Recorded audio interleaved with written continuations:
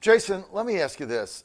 George Soros funded district attorneys, left-wing radical district attorneys.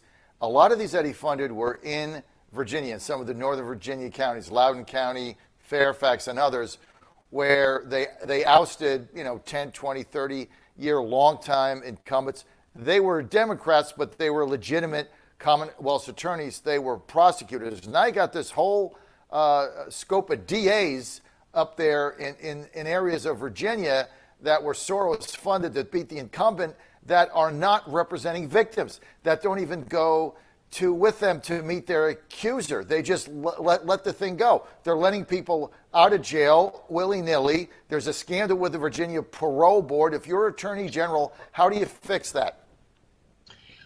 Well, to your point, I mean, when I said there was a criminal first, victim last mindset, that's absolutely what's going on. I mean, I was a prosecutor in Virginia Beach, and it used to be that when I would meet with the victims from violent crime, myself, and I know so many other prosecutors have used to be able to say this, which is, listen, I know being in the same room with somebody who's created so much pain for you is going to be an unimaginable nightmare. And then having to take the witness stand and reliving the single worst moment of your life is just going to be incredible anguish.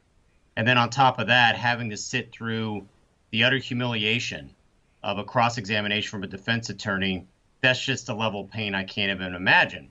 But if you go through this, I can promise you two things. One, I'll be by your side the whole time. And two, if we get a conviction, this person will never be able to harm you or another person in Virginia, an innocent Virginian for a very long time. Prosecutors no longer could say that.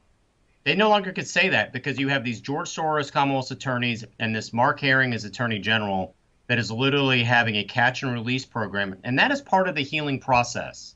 If you've been in the room with somebody who's been the victim of a violent crime, part of that healing process and the torture of having to go through and testify against somebody that has hurt them is knowing this person's not going to get out again and they're going to get their just punishment. When they're serving not their complete sentences, when the parole board is letting these criminals back on the street, it just is devastating for victims and it's heartbreaking. It's the opposite of fairness and equity, that word we always hear the left always try to use. It's the opposite of that. It's certainly not fair and it's certainly not equitable for the victims, I can tell you that.